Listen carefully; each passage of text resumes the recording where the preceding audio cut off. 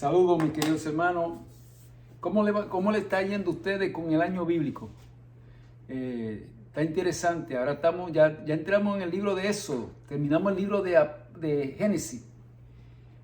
Y ahora he hecho un poquito cambio ahora con Éxodo. Tengo algunas preguntas y las vamos a analizar. Yo las voy a analizar y ustedes la analizan por allá también, ¿verdad? Vamos a dar una introducción. Voy a dar una introducción de lo que se cubrió un poquito en la entrada de Éxodo. Y para comenzar, lo exhorto a que sigan estudiando. Este capítulo es muy importante. Ya cubrí los cinco capítulos. Ahora voy a cubrir por lo menos las primeras. Creo que voy a cubrir las primeras 3 plagas. Para después voy a cubrir las 10 plagas completas en el próximo video. Pero voy a hacer algunas preguntas para analizar, para ver cómo se cumple el éxodo en el tiempo del fin. Vamos a tener una oración. Amante Padre, te damos las gracias, Señor, porque nos has permitido, Señor, en este tiempo peligroso, un tiempo, Señor, que estamos en tiempo de fin. Mediante tu palabra, Señor, podemos conocer los tiempos. Y sabemos, Señor, que tenemos que estar muy apercibidos de lo que dice tu palabra y el cumplimiento de tu palabra para poder saber el camino correcto que tenemos que caminar. Ayúdanos, Señor, a aquellas personas que están estudiando el año bíblico, que tu Santo Espíritu le toque su corazón y así podamos, Señor, seguir hacia adelante en este ministerio de estudiar tu palabra, porque sabemos, Señor, que tú vienes pronto. Y estas cosas te las pido, no porque hay algún mérito en mí, sino un mérito de Cristo Jesús. Ayúdame, Señor, para poder comprender lo que estamos estudiando y que las personas que están estudiando también la puedan comprender. Y esto te lo pido en nombre de Jesús. Amén. Entonces, hermano, voy a comenzar, va a ser un poquito diferente a los otros videos que hice, porque aquí voy a hacer algunas preguntas, ¿entiende? Pero yo mismo voy a tratar de contestarlas y usted también las contesta después. Pero todo esto para la gloria del Señor. Que Dios los bendiga y vamos a proseguir con el estudio. Lo que pudimos estudiar acerca de las lecciones pasadas, ¿verdad? La misión que Dios le dio a Moisés de liberar al pueblo de Israel. Ya tenemos una idea de la situación que estaba pasando el pueblo de Israel, ¿verdad? Faraón no los quería dejar ir. Y vemos que no solamente no los quería dejar ir, que cuando Moisés va y le explica que Dios lo ha llamado, ¿entiende? Entonces le explica que también tenía que hacer el pueblo tenía que ponerse en cuenta con Dios. Y vemos que el faraón lo ve que están ociosos, porque se dieron de cuenta que muchos de ellos habían dejado de guardar el sábado y ahora lo estaban guardando, ¿verdad? El pueblo se sintió oprimido, porque el faraón fue fuerte con ellos. Solo estudiamos la lección pasada, ¿verdad? Los muchos sufrimientos del pueblo habían aumentado tanto, por toda la tierra se elevó un grito de desesperación de los ancianos y de los jóvenes. Y todos se unieron para culpar a él por el desastroso cambio de la condición. Con amargura, Moisés clamó a Dios.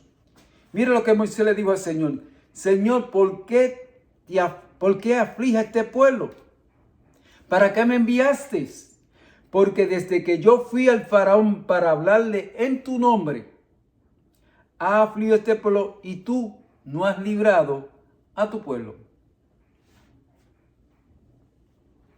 Jehová le respondió a Moisés: ahora verá lo que yo haré al faraón, porque con mano fuerte los dejaré ir y con mano fuerte los echaré de su tierra. Otra vez les recordó, dice la palabra, el pacto hecho con su padre y le aseguró que sería cumplido. Dios le dice: mira, no te preocupes, con mano fuerte los voy a sacar. Además, mira, yo le prometí a Abraham, le prometí a Isaac, le prometí a Jacob, y también José sabía y le había dicho a ustedes de que yo lo iba a sacar de aquí. Los ancianos trataron de hablarle al pueblo, pero el pueblo no creyó. ¿Verdad? Algunos escucharon y creyeron, y otros no. Otros, mirando las circunstancias que los rodeaban, se negaron a tener esta esperanza. El Señor le indicó a Moisés que volviera ante el faraón y le repitiera las promesas de la liberación con nuevas garantías del favor divino. Eso lo hizo Moisés, pero ellos no quisieron escucharlo. Mira lo que dice la Escritura cuando Moisés va, Dios le dice, vete al pueblo y dile que yo con mano fuerte lo voy a sacar. Que la promesa que le hice a Abraham, a Jacob y a Isaac se va a cumplir. Mira lo que dice la Escritura. Pero ellos no escucharon. El pueblo no escuchó. Debido al desaliento que le embarcaba la causa de la dura servidumbre. Después llegó el mensaje de Jehová. Entra y dile al faraón, rey de Egipto, que deje ir de la tierra a los hijos de Israel. Ahora Dios manda a Moisés que vaya directamente aquí a Faraón. Y Moisés le dijo, los hijos de Israel no me escuchan. ¿Cómo me escuchará el Faraón? Y se le dijo, lleva contigo a Aarón. Y que se presente ante el Faraón para pedir otra vez que deje ir de su tierra a los hijos de Israel. Se le dijo que el monarca no cesaría hasta que Dios visitara con su juicio a Egipto y sacará a Israel mediante una poderosa manifestación de su poder.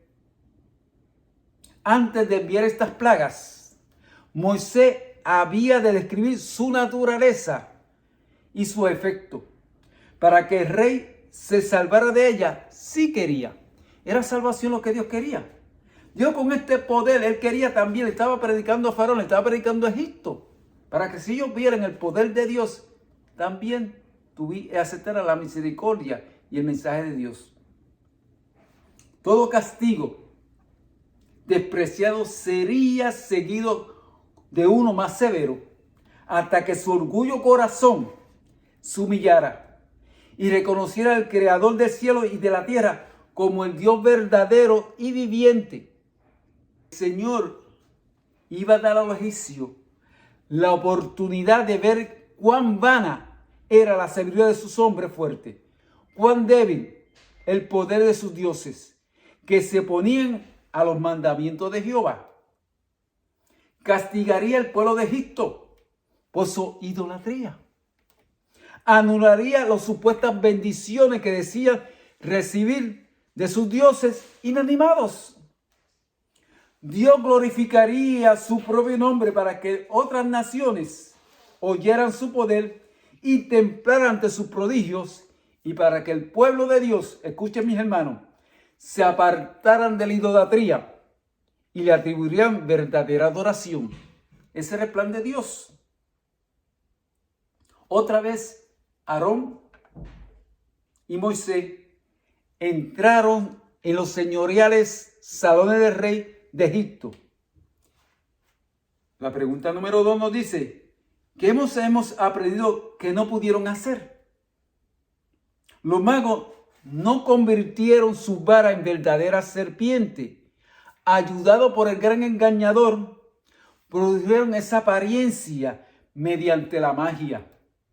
Está más allá el poder de Satanás, cambiar las varas en serpientes vivas. El príncipe del mal, aunque posee la sabiduría y el poder de un ángel caído, no puede crear o dar vida.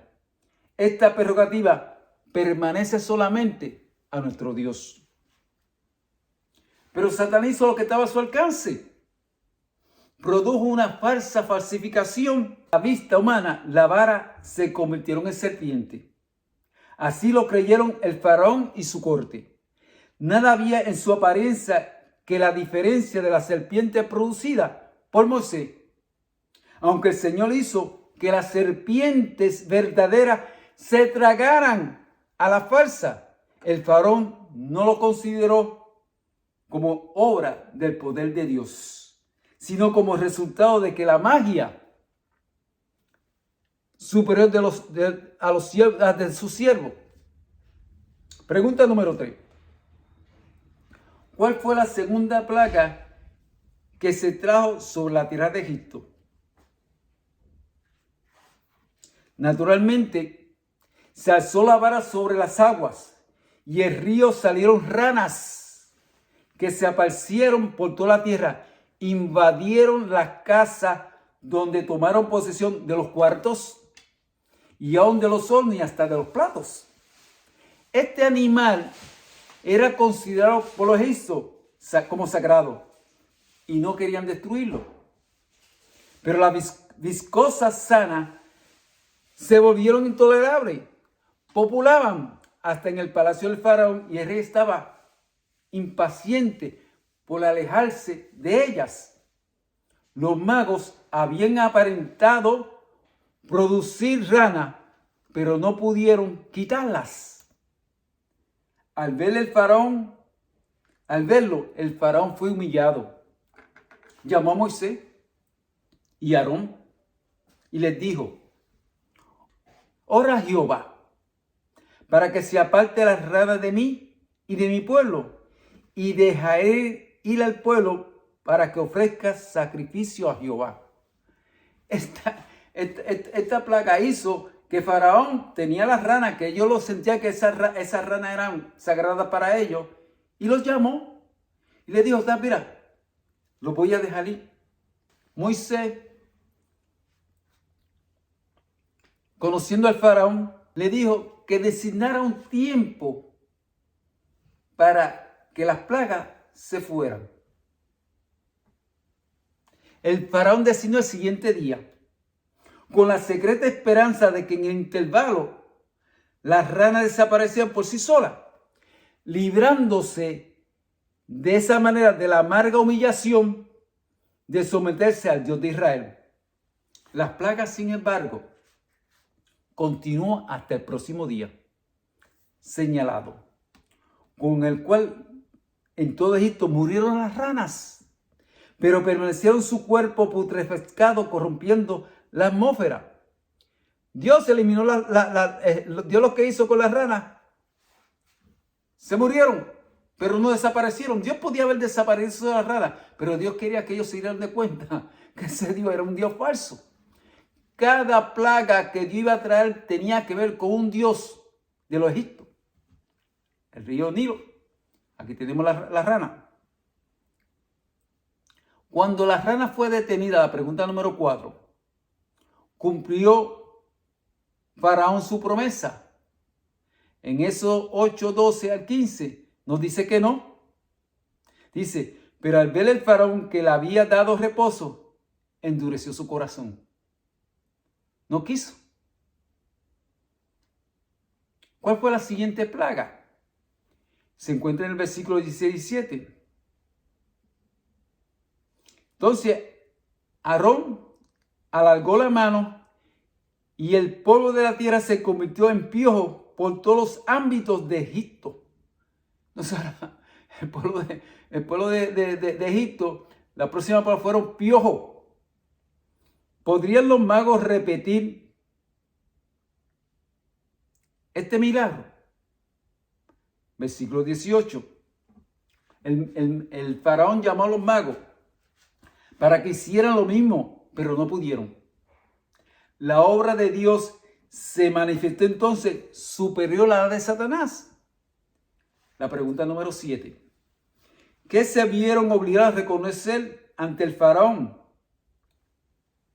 Los sacerdotes, lo que le estaban dando al faraón apoyo. Dijeron, los magos mismos reconocieron: es el dedo de Dios. El decir esto. La pregunta número 8. ¿Qué admitieron virtualmente con respecto a sus propias obras? que eran falsas, pura magia. Satanás trata constantemente de falsificar la obra de Dios para establecer su propio poder y sus pretensiones. Pregunta número 9. ¿Qué dice Pablo sobre cómo será el carácter de los hombres en los últimos días? Según de Timoteo 3, del 1 al 4. Yo lo voy a leer mientras usted lo busca. Esto también sepa que en los posteriores días vendrán tiempos peligrosos. Hermano, estamos viviendo en tiempos peligrosos. Y aquí Pablo nos va a decir a nosotros, ¿qué son esos tiempos peligrosos? Porque no son tiempos peligrosos que hay terremotos, que hay escasez de alimentos. No, tiempos peligrosos, nos dice el contexto, que habrá hombres amadores de sí mismos, avaros, vanagloriosos, soberbios, detractores, desobedientes a los padres, ingratos, sin santidad, sin afecto, desleales, calumniadores, destemplados, crueles, aborrecedores de lo bueno, traidores, arrebatados, hinchados, amadores de los deleites más que de Dios. Hermano, ¿qué nos dice? Estos tiempos peligrosos tienen lo que ver en tu corazón. Amadores de sí mismo. Eso es un tema aparte. ¿Entre qué personas existía esa maldad? La pregunta número 10. Según Timoteo 3:5 dice, teniendo apariencia de piedad, mas habiendo negado la eficacia de ella, y a estos evitar. Aquí estamos hablando acerca de los mismos sacerdotes, teniendo apariencia de piedad.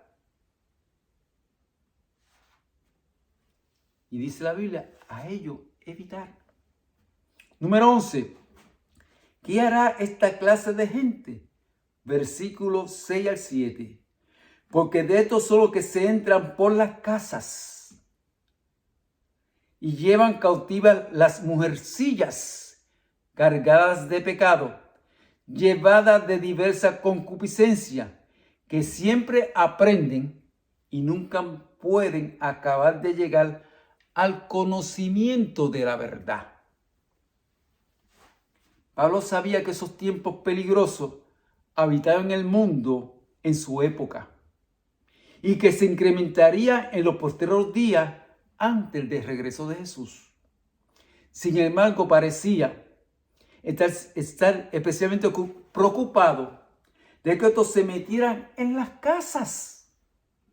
Una cosa es tener presente la maldad en el mundo. Otra cosa es permitir que entre en tu casa. En estos tiempos, hermanos, peligrosos, hay que tener cuidado porque la maldad no está solamente afuera, está en tu casa. ¿Y cómo tú sabes que hay maldad en tu casa?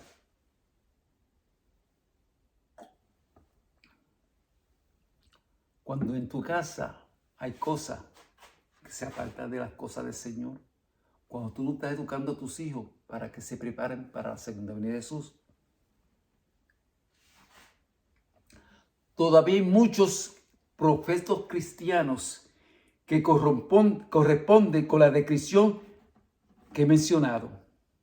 Escuchan repetidamente, tal vez, buenos sermones, pero mientras raramente meditan en lo que escuchan, saca poco beneficio de la ordenanza de Dios, no tienen más gracia ahora de lo que tenían muchos años antes. A pesar de haber estado escuchando todo este tiempo y tal vez sin apartarse conscientemente y con maldad del Señor, no meditan, no piensan, no llevan a la práctica lo que escuchan. Por lo tanto, aunque escucharan la predicación de un apóstol, no pueden convertirse en sabios para la salvación. No aprenden. Pregunta número 12. ¿Cómo resistiría la verdad? ¿Cómo resistirían a la verdad? Versículo 8. Y de manera que Yanes y Yambre resistieron a Moisés, así también estos resisten a la verdad. hombre corrupto de entendimiento, reproso acerca de la fe. Traté de buscar quién era Janes y Jambres. Y busqué versículos en la Biblia y no encontré ninguna referencia de que nos hablara quién eran estos dos hombres. Aunque no se la ha nombrado en Éxodo, estos dos hombres son los magos de Egipto que supusieron con Moisés delante del faraón. Moisés hacía un milagro de Dios y ellos también hacían otro milagro de Dios. ¿Entienden? Estos fueron capaces de hacer milagros mentirosos, no simplemente trucos baratos. Convirtieron varas en serpiente, hermano. Pero por el poder de la oscuridad, no por el poder de Dios. Cuando Moisés echó las varas y estas se convirtieron en serpientes, Janes y Jambres pudieron hacer lo mismo mediante la magia. Cuando Moisés trajo las plagas de las ranas, Janes y Jambres pudieron hacer lo mismo, dice la Biblia. Sin embargo, eventualmente no pudieron igualar el milagro por milagro de Dios. Y su poder oculto demostró ser inferior al poder de Dios. Pregunta número 13. ¿Qué otra profecía tenemos de los milagros que se harán con el propósito de engañar? Estamos en el tiempo del fin. De allí de Éxodo, regresamos a donde Apocalipsis, en el tiempo del fin. Y mira lo que dice en Apocalipsis capítulo 13, versículo 13 al 14. Y hacen grandes señales, de tal manera que aún hace descender fuego del cielo a la tierra delante de los hombres. Hermano, he repetido varias veces en mis temas, en mi página en YouTube, que hay más de 45 diferentes denominaciones cristianas predicando diferentes mensajes. Y a veces yo me pongo a ver estas denominaciones y hacen milagros. Hay un pastor que hace así, ¡fua!, y la gente se cae en el piso. Milagros engañadores.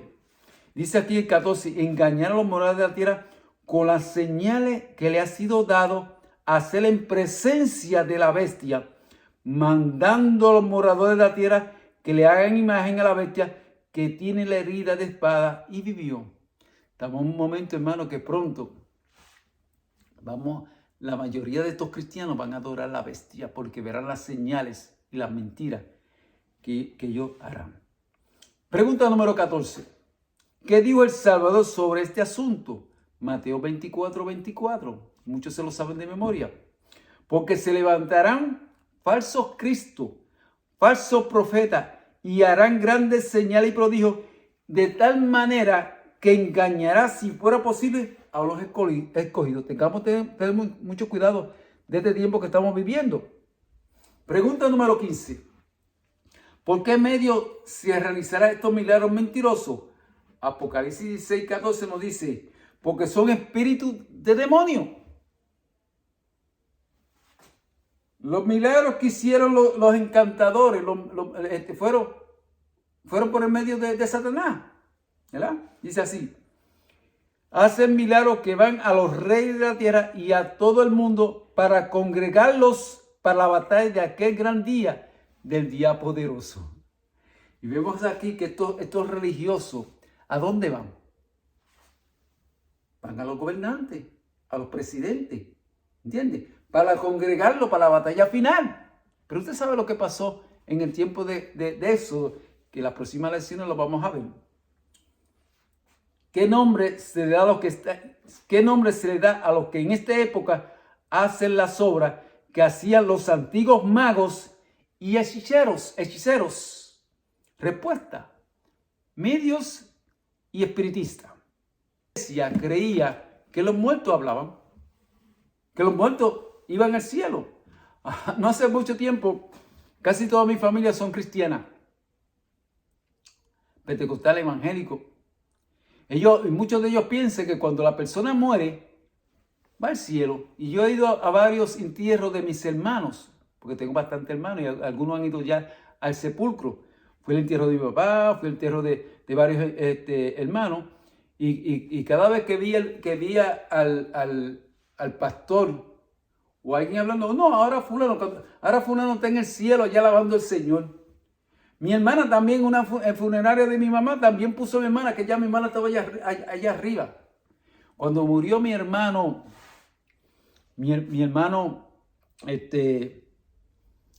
mayor, y fui a la funeraria, ¿verdad? Mi hermano era un líder en la iglesia, y estaban todos los pastores allí, esperando para dar el servicio, ¿verdad? Pentecostales. Y yo voy a ver a mi hermano, voy frente al féretro, veo a mi hermano. Cuando me viro para atrás, veo a los pastores y veo también los que van a tener la parte. Y le digo, ¿usted ve a mi hermano ahí? Mi hermano está durmiendo. Mi hermano no está ni en el cielo, ni tampoco está en el infierno. Mi hermano está descansando, esperando el sonido de la trompeta. Y me senté.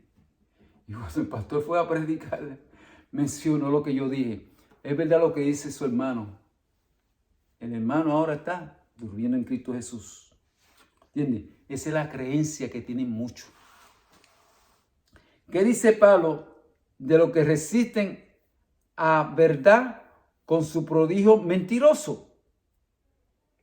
Dice, mas no llegará muy lejos porque su insensatez será manifestada a todos, como también lo fue las de aquello. El Señor sabe lo que está haciendo. El Señor, lo bonito es que cuando estudiamos la palabra de Dios, nosotros nos damos de cuenta, siempre que vemos una película y vemos que hay una guerra entre el bueno y el malo, ¿verdad? Y casi siempre el malo, casi en la película, siempre le está ganando ¿qué? Al bueno. Pero ¿qué pasa? Que al final el bueno le gana al malo. Y cuando usted ve aquí en la Biblia, usted ve que Satanás ataca mucho y está atacando todo el tiempo. Y cuando vemos al final en la palabra de Dios, Dios se manifiesta y Dios dice que es el que va a ganar. Y además Dios también le dice a su siervo, si usted estudia la Biblia, usted se va a sentir tranquilo en cualquier momento de tribulación, porque el Señor va a pelear por usted. Él va a hacer prodigios grandes. Y eso es lo que se ríe de esta lección. Que Dios los bendiga y gracias, Señor, por escuchar a este servidor.